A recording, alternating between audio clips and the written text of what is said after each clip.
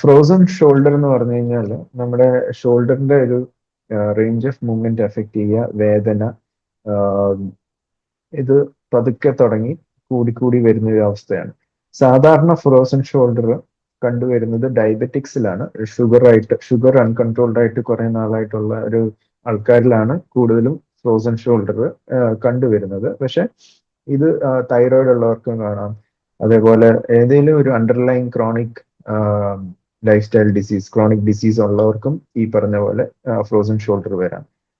Cancer ഉള്ളവർക്ക്, അല്ലെങ്കിൽ COPD, chronic diseases ഉള്ള പേഷ്യൻസിൽ ഫ്രോസൺ ഷോൾഡർ കണ്ടുവരാറുണ്ട്. പക്ഷെ ഏറ്റവും കൂടുതൽ കാണാറുള്ളത് ഡയബറ്റിക് പേഷ്യൻസിലാണ്. ഫ്രോസൺ ഷോൾഡർ നമ്മുടെ ഷോൾഡർ പെയിനിന്റെ ഒരു കാരണമാണ്.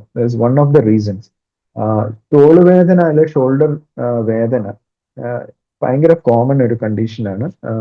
PMR എൻ്റെ അടുത്ത് വരുന്ന OP വരുന്ന ഒരു വളരെ കോമൺ കണ്ടീഷനാണ് shoulder pain. Shoulder pain patients നമ്മുടെ അടുത്ത് വരുമ്പോൾ അവർ മിക്കവരും പറയുന്നത് ഇതൊരു ഫ്രോസൺ ഷോൾഡർ ആണെന്ന് പറഞ്ഞായിരിക്കും വരുന്നത്.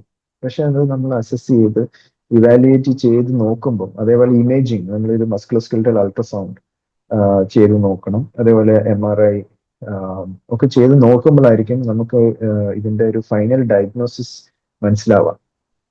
അപ്പം ഇൻവെസ്റ്റിഗേഷൻ ചെയ്ത് നോക്കുമ്പോഴേ നമുക്ക് ഈ പറഞ്ഞ പോലെ ഷോൾഡറിന്റെ അകത്ത് എന്താ സംഭവിക്കുന്നതെന്ന് നമുക്ക് മനസ്സിലാവുള്ളൂ. ഇതില് എക്സാമിനേഷൻ, ഷോൾഡറിന്റെ ഒരു എക്സാമിനേഷൻ നമ്മൾ ഫിസിക്കൽ എക്സാമിനേഷൻ ചെയ്ത് നോക്കുവാണെങ്കിലും നമുക്കൊരു ഡയഗ്നോസിസിലോട്ട് എത്താൻ പറ്റും. പക്ഷെ കൺഫേം ചെയ്യണമെങ്കിൽ ഈ പറഞ്ഞ പോലെ ഇമേജിങ് ചെയ്യുമ്പോഴാണ് നമ്മൾക്ക് കൂടുതൽ ഈ പറഞ്ഞ പോലെ ഒരു ഡയഗ്നോസിസ് കൺഫേം ചെയ്യാൻ പറ്റത്തുള്ളൂ. സോ ഫ്രോസൺ ഷോൾഡറിൽ നമുക്ക് ഈ പറഞ്ഞ പോലെ ക്ലിനിക്കൽ ഹിസ്റ്ററി ആൻഡ് എക്സാമിനേഷൻ ചെയ്യുമ്പോൾ ഒരു ഫ്രോസൺ ഷോൾഡർ ആണോ അല്ലയോ എന്ന് മനസ്സിലാവാം.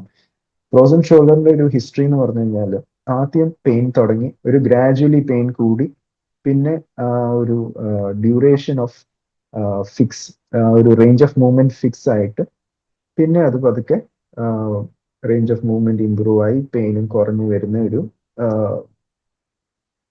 ഡ്യൂറേഷൻ ആണ്, അല്ലെങ്കിൽ ഒരു ടൈം ലൈൻ ആണ് കാണാറ്. അപ്പം ഈ പേഷ്യന്റിന് നമുക്ക് ഇപ്പൊ ഫ്രോസൺ ഷോൾഡർ ആണോ അല്ലയോ എന്ന് കൺഫേം ചെയ്യണമെങ്കിൽ we have to go for imaging like musculoskeletal ultrasound and MRI of the shoulder. Physiotherapy എന്ന് ഉദ്ദേശിക്കുന്നത് നമ്മുടെ ഫ്രോസൺ ഷോൾഡറിൽ റേഞ്ച് ഓഫ് മൂവ്മെന്റ് എക്സസൈസസും, passive range of movement and active range of movement along with strengthening. പിന്നെ അതിന്റെ കൂടെ തന്നെ modalities, pain മാനേജ്മെന്റിലുള്ള മൊഡാലിറ്റീസ് ആണ്. It can be heat application, it can be ultrasound therapy, അതേപോലെ or else it can be TENS, or else it can be infrared. അപ്പൊ pain മാനേജ്മെന്റിന് വേണ്ടിയിട്ടുള്ള മൊഡാലിറ്റീസും എക്സർസൈസസും ആണ് കൂടുതലും നമ്മൾ ഫിസിയോതെറപ്പിയിൽ ചെയ്യിപ്പിക്കാറ്. ഫ്രോസൺ ഷോൾഡറിൽ നമുക്ക് ഫിസിയോതെറപ്പിയും എക്സസൈസസും മൊഡാലിറ്റീസും അല്ലാതെ മെഡിസിൻസ് നമുക്ക് അത്യാവശ്യമാണ്. ചിലർക്ക് നമുക്ക് ഭയങ്കര പെയിൻ ഉള്ള പേഷ്യൻസ് ആണെങ്കിൽ മെഡിസിൻസ് ആവശ്യം വരും.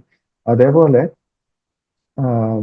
ഇഞ്ചെക്ഷൻസ്, നമുക്കിപ്പം ഫ്രോസൺ ഷോൾഡർ വേദനയൊക്കെ ഉള്ള പേഷ്യന്റ് ഫ്രോസൺ ഷോൾഡർ ആണെങ്കിൽ അതിൽ steroid and local anaesthetic injections നമുക്ക് കൊടുക്കുവാണെങ്കിൽ വേദന കുറയാനുള്ള സാധ്യതകളുണ്ട്.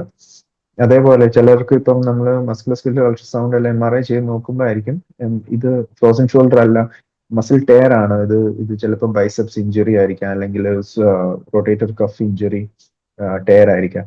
അപ്പൊ അങ്ങനത്തെ കണ്ടീഷൻസിൽ നമുക്ക് വേണമെങ്കിൽ റീജനറേറ്റീവ് മെഡിസിൻ, PRP ഇഞ്ചെക്ഷൻ, അങ്ങനത്തെ കാര്യങ്ങൾ യൂസ് ചെയ്യാൻ പറ്റും.